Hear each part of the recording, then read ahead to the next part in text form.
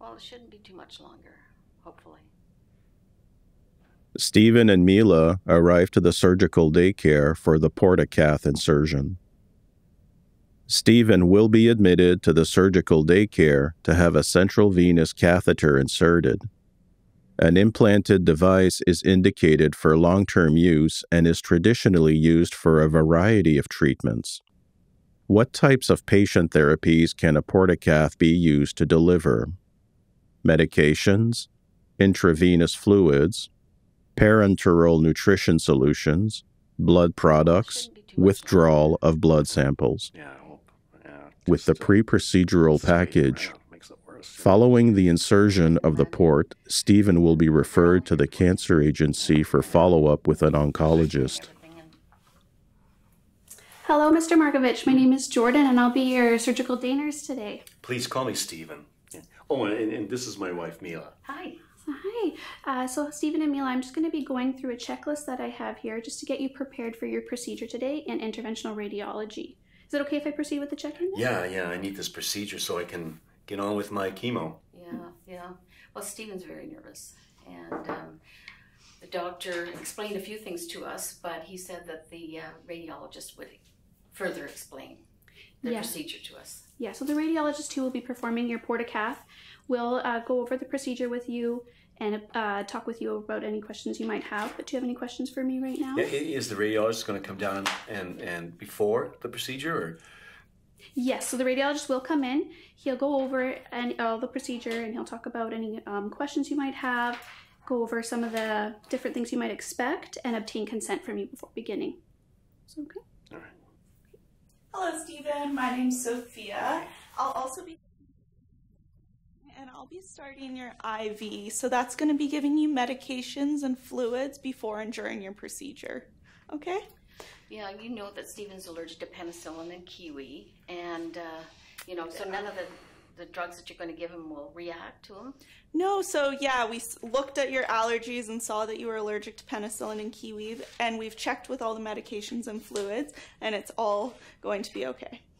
Is it okay if I start your IV now? Yeah, sure, go ahead. But why do I need the IV?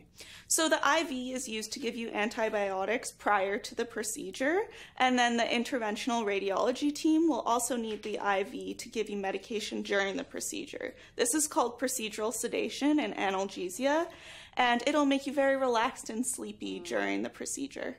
Well, that sounds good. Yeah. I certainly don't want to remember too much about the procedure. Yeah. Stephen, so I'm just going to go over the pre-op checklist here and go over any medications. Thank you. Stephen takes medications at home that he has been prescribed for his health problems. Review each of the medications and use a pharmacological reference to review the safe dosage, indications, adverse effects, and contraindications of the medication Stephen is taking. Atorvastatin 20 mg PO daily, Ramipril 10 mg PO daily, Warfarin 5 mg PO daily, Lasix 20 mg PO daily, Metoprolol 50 mg PO twice daily, Flomax 0.4 mg daily, Spiriva inhaler twice daily, Ventolin inhaler PRN.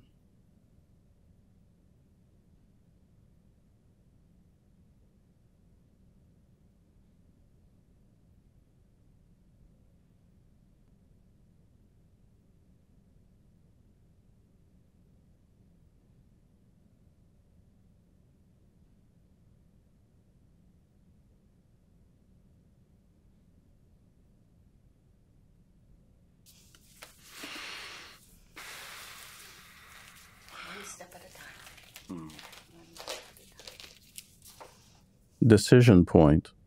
The surgical daycare nurse is responsible for completing the preoperative checklist. Please review the following checklist. All areas will be signed off as completed except the medication section. You will need to review the list of Stephen's medications he takes at home. Atorvastatin 20 mg PO daily, Ramipril 10 mg PO daily, warfarin 5 mg PO daily, Lasix 20 mg PO daily, metoprolol 50 mg PO twice daily, Flomax 0.4 mg daily, Spiriva inhaler twice daily, Ventolin inhaler PRN. Question: You have reviewed Stephen's medications he was taking at home. Which medication would you need to seek clarification with the care provider prior to the procedure? Ramipril, warfarin, metoprolol, Lasix. The answer is B, warfarin. Rationale: The recommendation is to stop warfarin 5 days before the interventional radiology procedure, the port insertion. Refer to the agency policy or care provider. As you review Stephen's medication, consider the indications for use and the contraindications for each medication.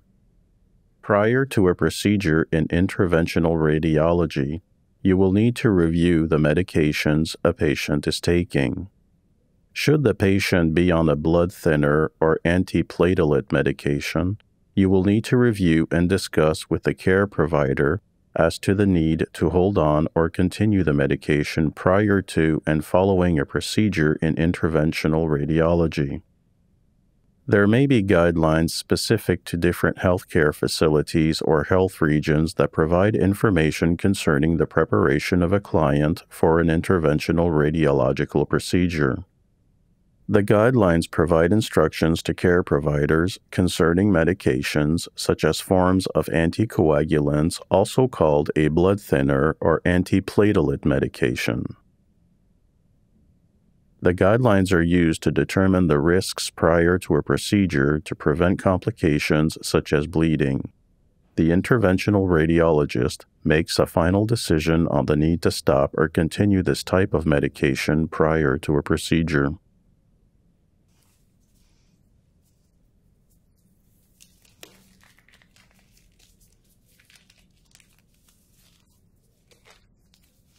Okay, so I'm just going to apply this to your arm. It's going to feel a little bit tight.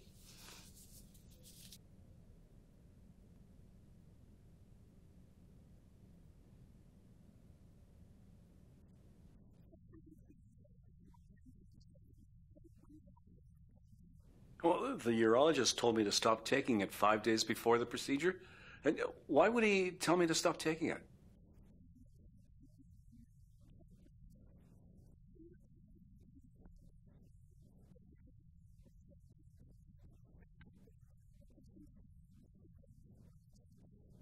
Yeah, no, I wouldn't want that to happen. Oh, yeah. Decision point question. The pre-procedural orders indicate that Stephen will need an antibiotic prior to the start of the procedure. The antibiotic is called Ancef or cefazolin. Why would Stephen require this antibiotic? A. Decrease the risk of gastrointestinal infection post-procedure.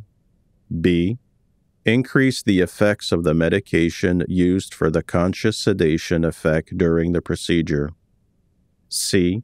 Decrease the risk of an infection caused by an artificial implant or foreign body implanted as part of a procedure. D. Administered based on interventional radiologist preference or choice. The answer is C. These broad-spectrum antibiotics are administered to prevent possible infection resulting from introduction of foreign body, like a port.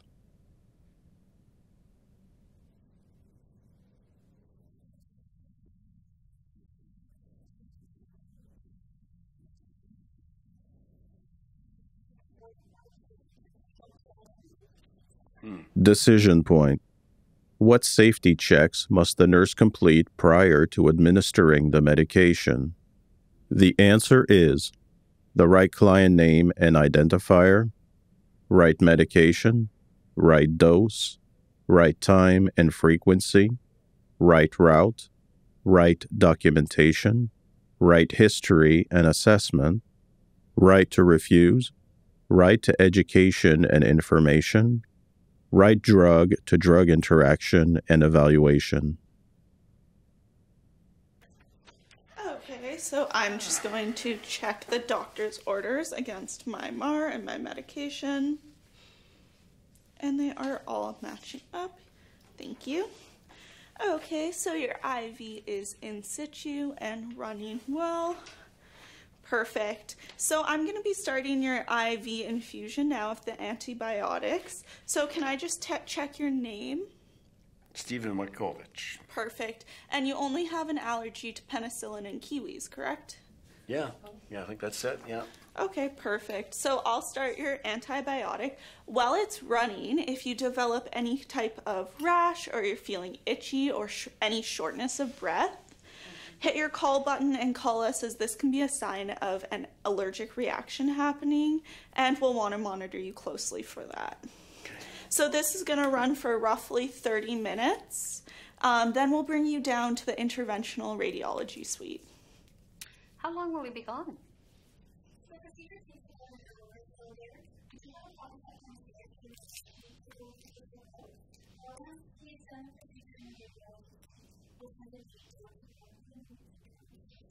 Lovely.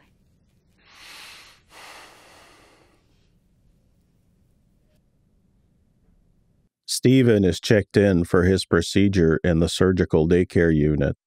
Once Stephen is checked in and prepared for the procedure, he will be sent to the interventional radiology suite for the Portacath insertion. Hello. Hi. Is it Stephen? Yeah, Stephen, please. Hi, Stephen. I'm Brenda. Hi, Brenda. I'm one of the nurses here. I'm going to get you checked in. Just confirm for me your last name, please. Markovich. And your date of birth. August 20th. Perfect. Just going to quickly go through your paperwork here. Okay, looks like your blood work is good. And you were on some warfarin too, I see. Yep. And when did you stop that? Well, the urologist told me I needed to stop 5 days before the procedure, so that's what we did. Perfect. And I see you've got your antibiotic hanging and your IVs in place. You're also allergic to penicillin and kiwis, is that correct? That's right. And what happens with those? Oh, just a rash and that kind of thing. Sometimes Okay. fever, but you know. So have you ever had a port placed before? No. Have you ever had any lines on your chest or neck? No. Okay. Would you like to see what a port looks like? Have you seen Yeah, one? no, I've only seen pictures, so. Okay. I have a demo one here. This is the type that we use. It's a little triangular shape. It has 3 little bumps on the top of it. We create a little pocket in the skin, usually on the right side, and the port goes into that pocket under the skin. Yep. So then when the nurse feels it, she feels where the bump is, she can feel the 3 little bumps on top, then she knows where to place her needle to access it. Like a target. Yeah. And then the catheter, this piece, gets buried underneath the skin. We tunnel it here. We make a little nick in the neck. There's a vein right there. The tip of the catheter goes into that vein, and the tip sits just above the heart. So all of this is buried. You won't see any of it. Okay. Okay? On your skin afterwards, we'll use sutures to close up the skin, and then there's going to be little steri-strips. Have you seen these before? Oh, I've seen them before, yeah. Okay, so those are little tapes that hold the skin edges together.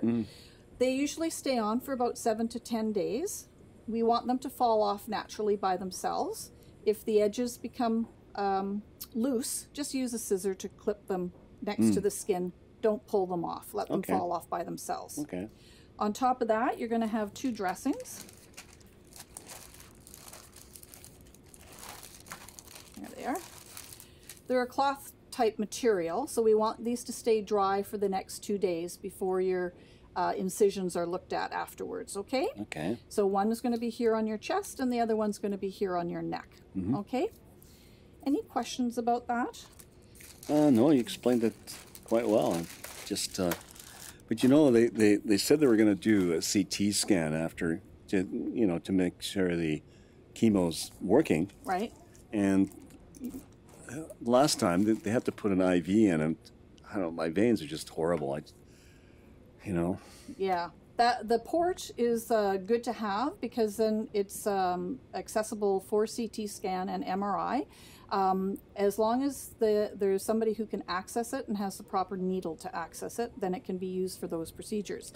Once the port's in place, you're going to get a little wallet card and some other pieces of ID to identify that it is the type of port that can be used for those procedures. Okay. Okay? That's good.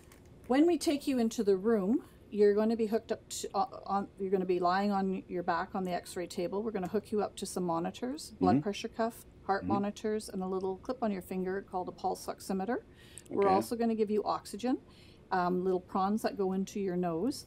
And that's for everybody who gets sedation. So we're going to give you sedation through your intravenous to keep you nice and comfortable and relaxed and to minimize your discomfort during the procedure. Good idea. The doctor's also going to put freezing into the skin and at the neck, and that should take care of any pain. If you have any, let us know. You should only feel touch and pressure, but not pain. Good. Okay? Do you have any questions about any of that? No. Okay, so Dr. Hall's going to come and do consent with you. Oh, here she is. Hello, Mr. Markovich. My name is Dr. Hall. How are you today? Good. Call me Stephen. Hi, Steve. My name is Lisa. Hi, Lisa. So Brenda's pretty well gone through the procedure and what to expect from the procedure. So there's a couple things that I need to discuss with you before I have you sign the consent and before we start. Okay. So there's a couple of complications that can happen from this procedure, and one of them is an infection. So there's always a possibility with, you know, that foreign body being put into your chest that you do develop one. If it does develop, we're going to treat it with antibiotics. We'll have to remove the port. But once the infection's cleared, good news is we can put another one in. Okay. So the second complication, especially since considering you're on warfarin, you've been on some blood thinners, there's always a possibility of bleeding. Okay. So we're going to do our best to limit that occurrence of any bleeding, but it's always a possibility, and I need you to be aware of it. Wow. Okay. Any questions? No. Okay. So after we do the procedure, we're going to send you for a chest x-ray. What that chest x-ray does is look at the position of the port. It also checks for any complications, like a collapsed lung that may have occurred during the procedure, which is very minimal. Okay, but I have to discuss that with you. Wow. So I just need you to sign consent. And then we can and head on into the room and get this procedure done. I don't know, after all that. The interventional radiologist will meet with the patient to discuss the procedure and obtain consent. When a patient signs a consent form for a surgical procedure, the expectation is that this is an informed consent. What are the requirements for an informed consent? The answer is, the patient needs to understand that their decision is voluntary. The patient must have the mental capacity to consent. The patient must receive an explanation of information before asked to make a decision. For example, the nature of the treatment or procedure and its possible outcomes, such as the anticipated outcomes, complications, and risks involved, and alternative treatments. The patient must be properly informed, that is to say, understand the medical information being given. Sounds good. The radiology technician is trained to support the radiologist during the procedure. This includes procedural check-in, preparation of the patient, and operating the equipment to help the radiologist perform the procedure. There are a series of equipment and program checks that must be completed prior to performing the procedure with a patient. Please observe the checks that are completed. C-arm produces X-rays, acts as a camera so we can see live images of the inside of people. IR table, what the patient lies on during the procedure. Portable ultrasound, produces ultrasound to help us visualize the blood vessels in the neck. Shield, made of lead, protects the radiologist from X-rays. Sealing shield, protects the radiologist from X-rays. Portable screen, shows the images that are produced from the C-arm. Controls on table allows the technician to move the table and the C-arm.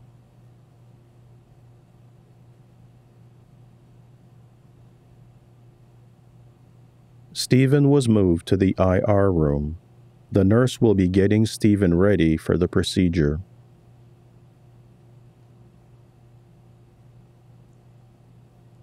Hello, Stephen. My name is Sherry. I'm one of the nurses in the room. I'll be helping you with your medication to make you sleepy for the procedure and to monitor your vital signs throughout. All right. Okay. So first thing we're going to do is we're going to take your right arm out of your sleeve. Okay. And we need to clean your skin with special cleaning solution to help prevent any infection. Okay. Okay.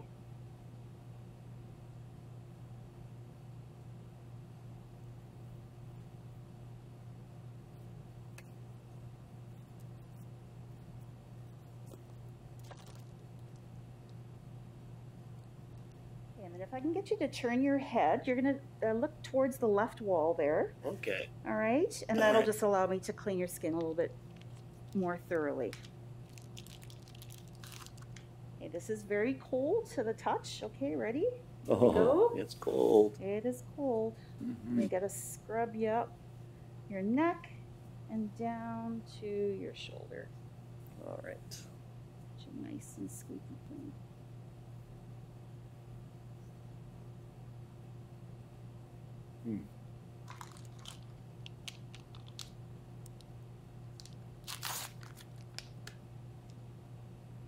Okay, one more time.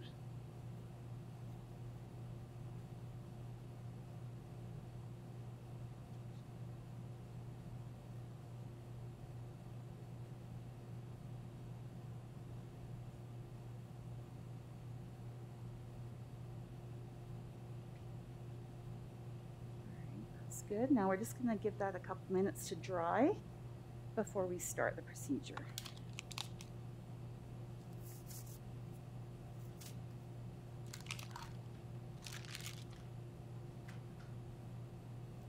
Okay, and I'm going to put this probe on your right hand fingers, and this is going to monitor your oxygen level in your body. All right. And then I'm going to put the intravenous on, and that's how we're going to give you your medications. Okay. Okay.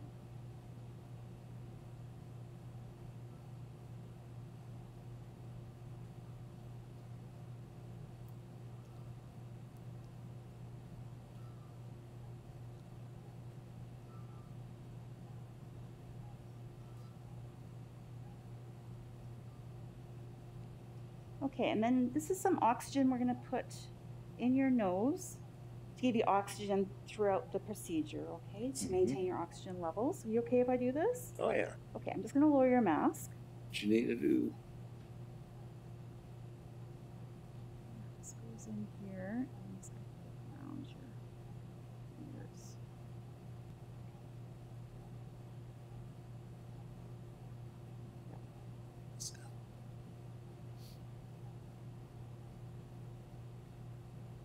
Go.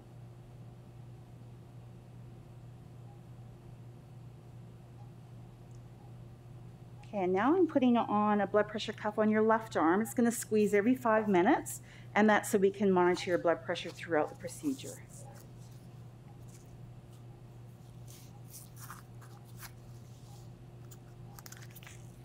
Okay, now I'm just going to press that. It's going to start. Ready?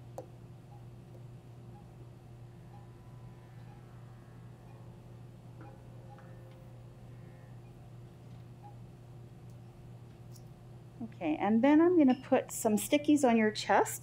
This is so we can monitor your heart rate throughout the procedure as well. Okay? All right. So one's going to go here under your right arm.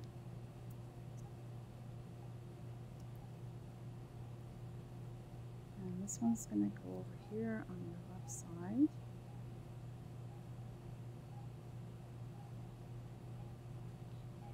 And one more down here.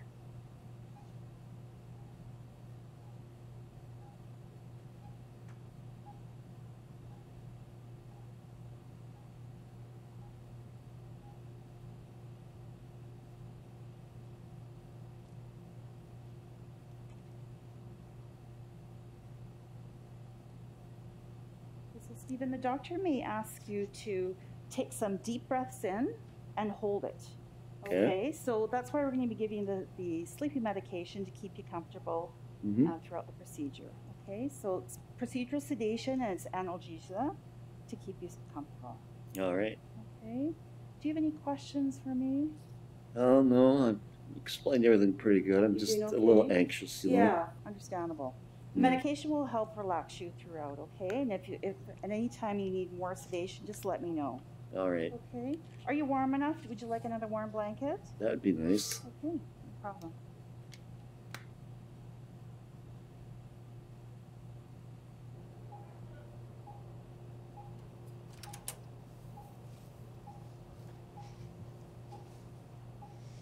Hi, Stephen. Hi, I'm Susan. I'm the technologist in the room. I operate all the equipment in the room, so I'm just going to bring the camera in right now, okay? It's going to come over your chest. Nothing's going to touch you.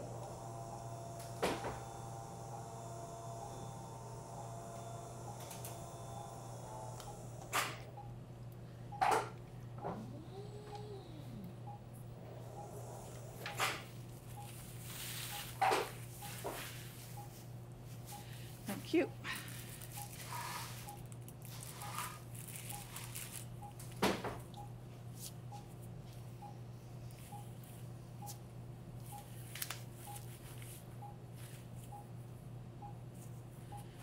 Those are sticky.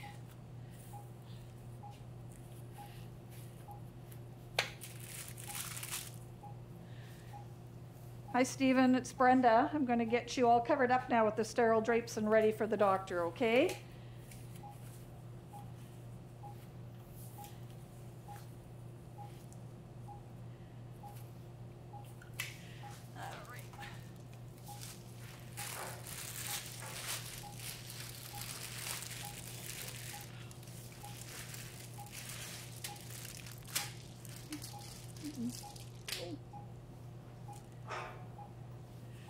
This one's going to go under your shoulder.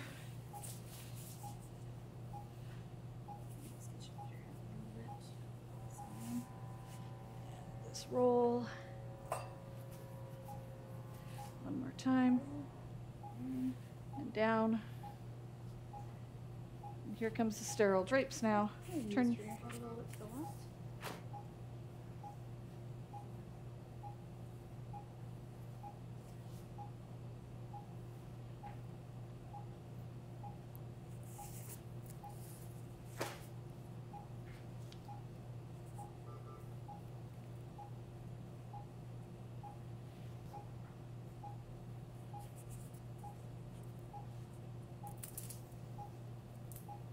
This one's going to cover your face, and we're going to make a tent for you in just a minute. Oh, Susan, we're missing the pediatric drape. Do you mind grabbing that?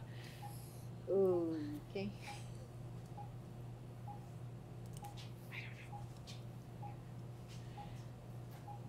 You have to step outside to grab it. Yeah, I know. Meanwhile, I'll get you to turn me here.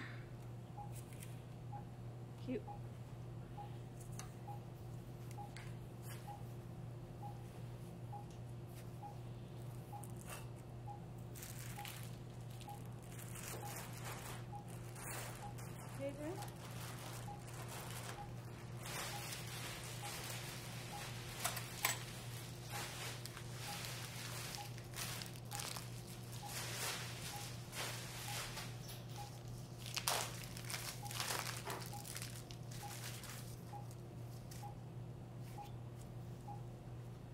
Thank you.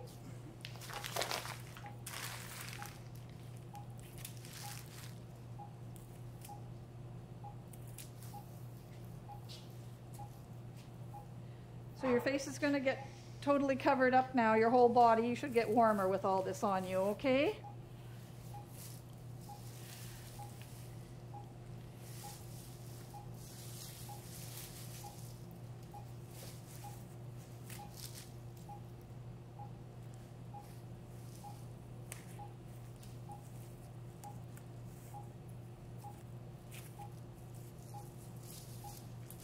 Other way. Thank you.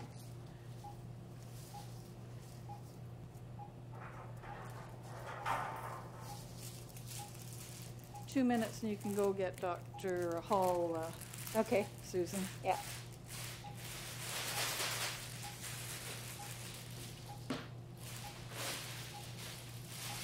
Procedural sedation and analgesia provide a means for a patient to tolerate painful procedures or procedures requiring the patient not to move without undergoing the risks of a general anesthetic. Patients undergoing procedural sedation should be able to respond to verbal commands and tactile stimulus. What are the 4 goals of procedural sedation and analgesia? 1. To provide an altered level of consciousness and/or decrease anxiety. 2. To elevate the pain threshold with possible amnesia of unpleasant events while maintaining a protected airway. 3. Ensure stable blood pressure and heart rate. 4. Return the patient to pre-sedation state prior to discharge.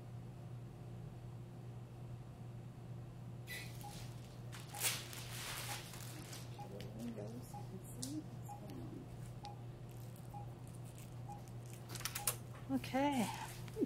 Hello. Hello, Stephen. Dr. Hall here. Sounds like we're ready to go. Ready for a timeout, please? Okay, I'll do the timeout. This is Stephen Markovic. Date of birth is the 20th of August. He is here for a Portacath insertion. We have signed consent. He's allergic to penicillin and kiwi. He takes warfarin, but he stopped 5 days ago. INR is 1.4. He has had cefalozin 2 milligrams IV before the procedure. Any questions? 2 milligrams or 2 grams? 2 grams. Perfect. Sounds good. Sorry. Okay, that's good. Okay. At the beginning of any invasive imaging procedure, such as the port insertion, a universal protocol called a timeout is performed. Why is it important to complete the timeout for the procedure? The answer involves all members of the interdisciplinary team who are participating in the procedure to hear the pertinent information related to the patient, is a final safety check done before the start of any procedure, provides a 3-step process to protect patient safety, performed to prevent errors, adverse events, and critical incidents from occurring to the wrong patient, wrong site, and wrong procedure. Everything that needs attentions, such as blood results, allergies, implants, is brought forward and verified. All concerns identified are settled at this time. Okay, sounds like we're good to start. Okay. You can use sedation right now, 2 milligrams of midazolam, 50 of fentanyl, please. Okay, coming right up.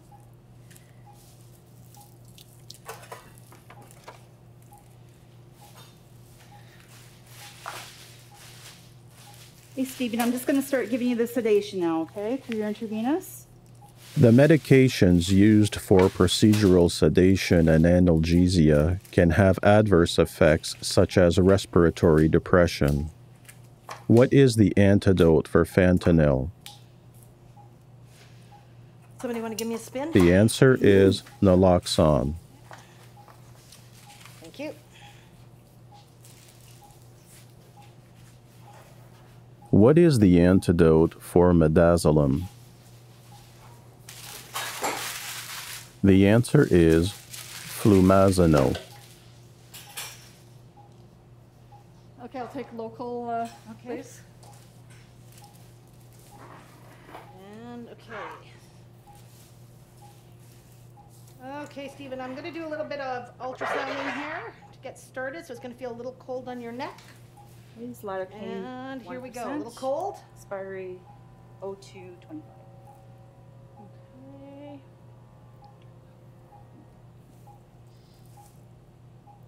Okay. Good, and now I'll take the Lido with epi, please. Okay.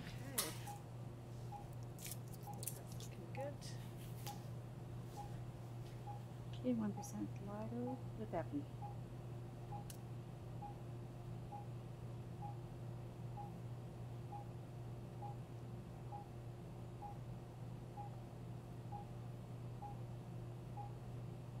Thank you.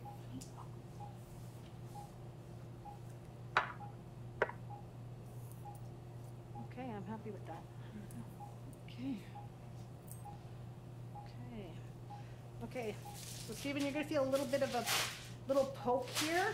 I'm going to be putting in some local anesthetic. It's going to burn a little bit and some pressure, but then it's going to freeze that area. So you should only feel me pressing on your skin then, okay? So here we go. That freezing in. Sharps up.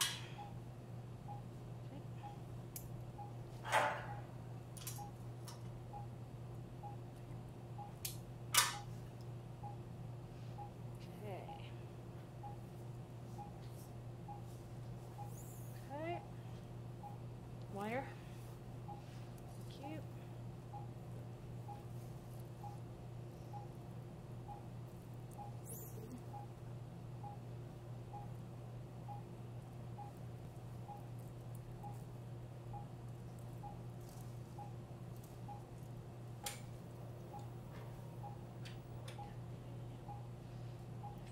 Now we're ready for fluoro. X-ray. Okay. Looks good. Looks good. Looks great. You finished with ultrasound? We're finished with the ultrasound. And sharps up. Okay.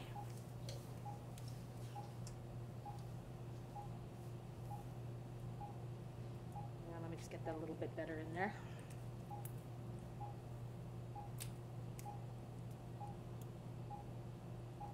Okay. And we can get going. Okay, Stephen, we're almost done here. I just need you to do one last thing for me. I need you to take a big breath in and hold it. I'm just going to take a picture of that port. And it looks good. Okay, so we're just going to finish up here. What I'm going to do is I got to put a couple of, we're going to check the port first. You can breathe, Stephen. So you can breathe. Breathe normal. And I'm just going to check the port and make sure it's working. Okay, looks good. Sharps up. And I'm going to put a couple of little sutures in there, and we're going to put a dressing on you. Okay. Okay. So you're just going to feel me hold here. I'm getting rid of your sharps. Yep, sharps are gone. Good. And another one here, just a couple on there.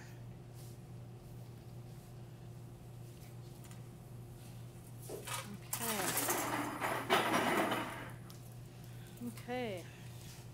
A couple of little dressings on there. We're going to take the big blue drape off of you.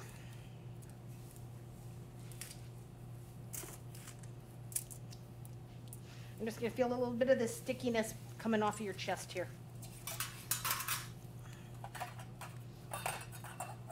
And I'm going to leave the rest for Sherry to do that. These dressings are going to cover your port and where I put in those couple of sutures. And we're all done. We're just going to get this all off of you. Okay. We'll move you on to your stretcher. All done.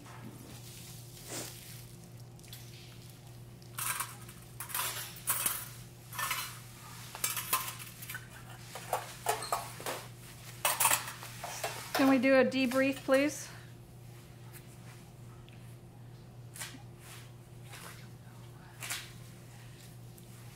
So we have Stephen Makovich here. He's had a port inserted on the right side. He's had 2 of midazolam, 50 of fentanyl. He had his antibiotic pre-procedural. He is ready to go for a chest x-ray and then off to surgical daycare. Are there any questions? There are no questions. Okay. Sounds good. We're all done. Okay.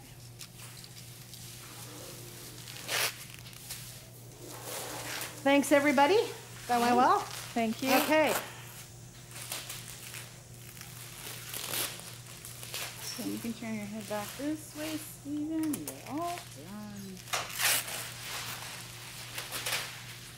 Okay. Okay, Stephen, your procedure's finished. Your dressings are on, and your port is ready to be used for your chemo treatments. We need to take you over for a chest x-ray, and then you're going to surgical daycare. How are you feeling? Oh, I'm tired. Yeah, wow, how long is that going to last? About an hour, and they'll monitor you in surgical daycare and discharge you from there, but no driving for the next 24 hours. Yeah, I'm just glad the procedure's done. Well, we're glad that we could do it for you. Yeah, okay, let's go. Okay, and I'm wasting 50 micrograms of fentanyl and 3 of midazolam. Okay, thanks, Sherry. Thank you. Stephen will need a chest x-ray following the procedure for a port insertion in interventional radiology. What is the purpose of the chest x-ray? The answer is check for possible complications from the procedure, such as a pneumothorax, and assess the placement of the port. Question. Please refer to the folder for documents. Stephen will be discharged from the surgical daycare as per the discharge orders.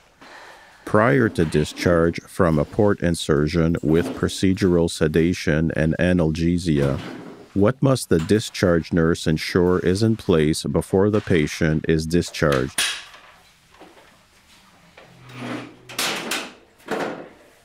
Answers. Patient is alert, oriented, and at baseline vital sign parameters prior to procedure. Must have a responsible adult who will be the designated driver. Must have a responsible adult who will assume the care of the patient and can recognize and communicate complications. Patient is provided with written discharge instructions, follow-up care, and emergency contact numbers. Patient receives a copy of all discharge instructions, and a copy is kept for the official patient chart.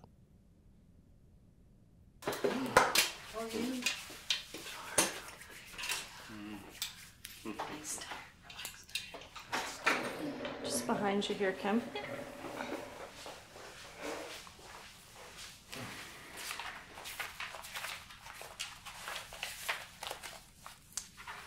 Okay, hi Stephen. My name is Sienna. You're now back in the surgical daycare. I'm going to be one of the nurses helping to take care of you today, as well as Kim over here. When you're ready to be discharged, we're going to go over some instructions for you to take home, okay? All right. How are you feeling?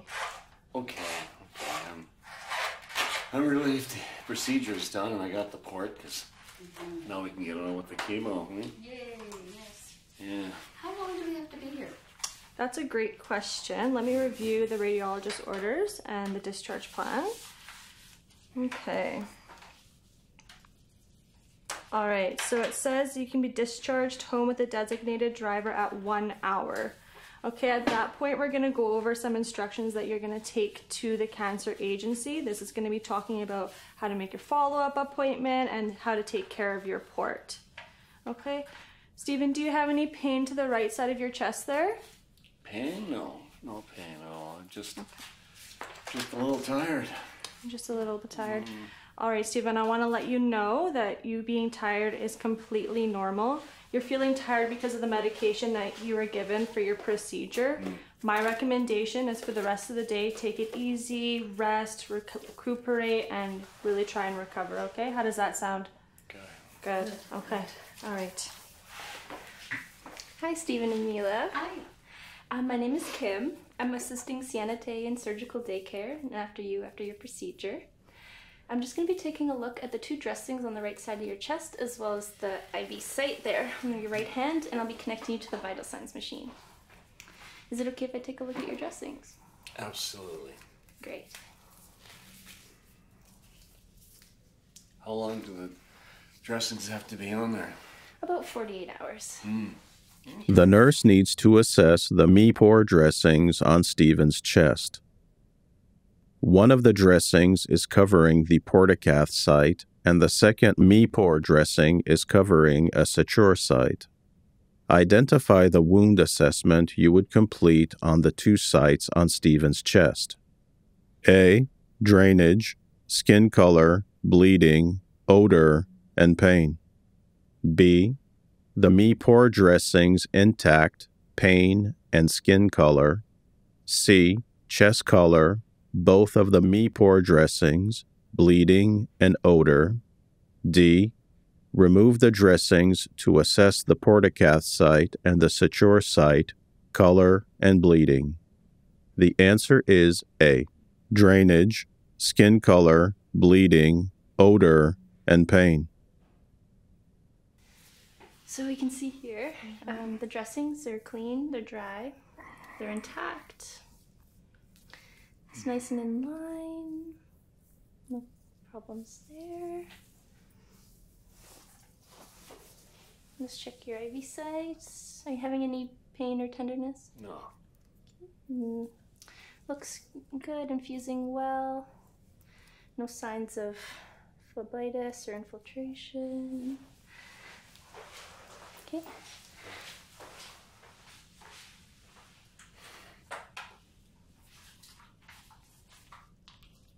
Okay, so I'm just gonna lower this rail.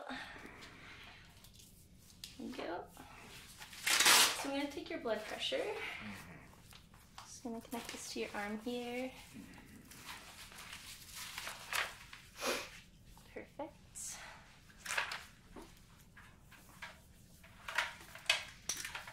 And then touch your pulse oxygen.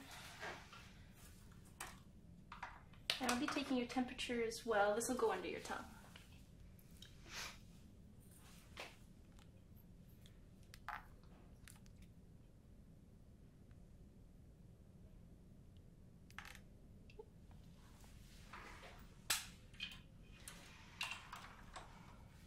And I'll just be checking your pulse as well.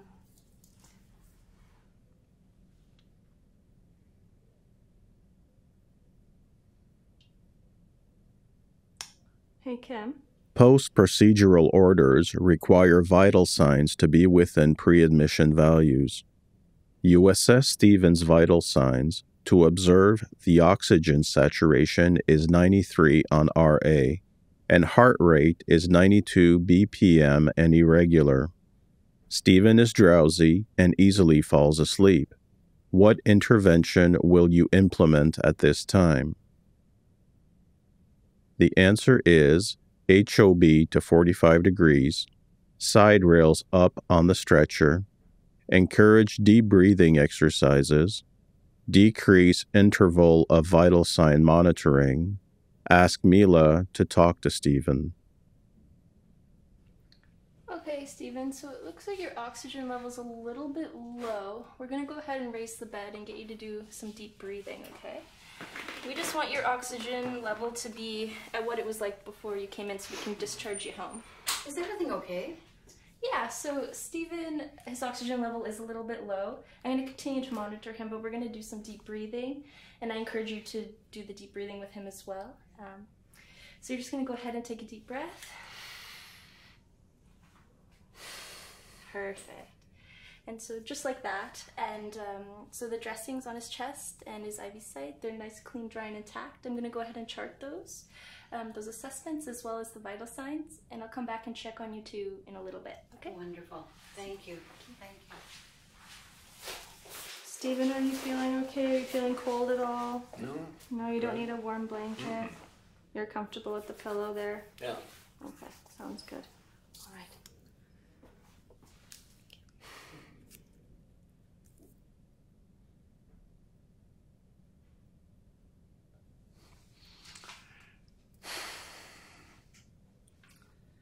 All right, Stephen, it's been 1 hour since you returned from the Interventional Radiology Suite. Let's make sure that you're ready for discharge and go over the instructions, okay?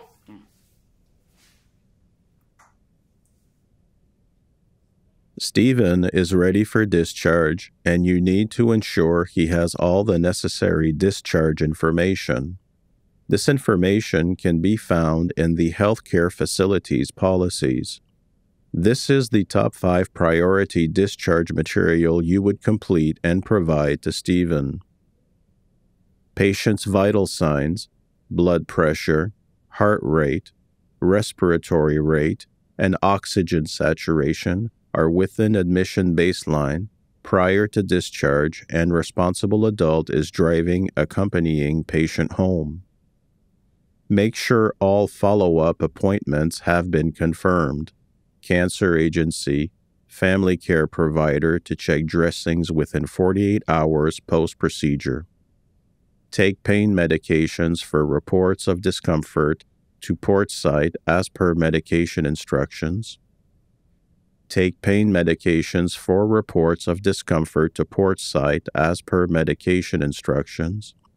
Provide patient pamphlet on post-procedure Portacath care such as no bathing, shower only for first 24 hours, and information for cancer agency to confirm port is ready for use. Information to restart warfarin after the procedure, the evening post-procedure, based on agency policy. If not available, then obtain an order from the responsible interventional radiologist.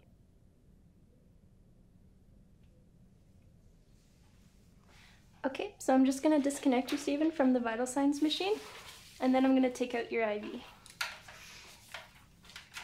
Okay, so I'm going to go over some of the instructions with the both of you now, okay? So this is your port information package. The first component here is your identification card. This is what you will be bringing with you to the hospital. Okay. All right. This one is just your information booklet. You can go ahead and read that together at home. Okay. This one here, this is where you're going to take to the cancer agency. This is the verification form for use. Okay. And lastly here, this is the follow-up instructions for your appointments. Okay? Wonderful, thank you. No worries. Do you have any more questions for me? Will we be able to go to the cancer agency to have his dressings checked? Yes, of course. And I've included in that booklet, I do have the contact numbers of the cancer agency. They'll be able to answer all questions related to the port and the chemotherapy treatment. Okay. Yeah, I don't know whether I can do this. What do I have to do for Stephen when he gets home? So Stephen, when he gets home, he's going to be really tired. He really just needs to rest. He can have his regular meals. When you have your warfarin, make sure you take it tonight at bedtime. If you're having any discomfort at the port site, you can give some Tylenol for that. And when you're checking the dressing, just make sure it's clean, dry, and intact. And if there is any bleeding, apply some pressure. And if it doesn't stop or he's feeling very dizzy or just generally unwell, make sure you contact your care provider or go to the nearest emergency room. Wonderful, okay. I think I can do this. Okay. Do you have any comments, questions, or concerns for me before you go? No, I just want to go home now. Okay. I'll just go ahead and take out your IV and you two can get on your way. All right. Yay. Stephen and Mila have been discharged from the surgical daycare with discharge information. They are aware of the follow-up appointments and attention needed to care for a port. Stephen will be able to start his chemotherapy treatment soon.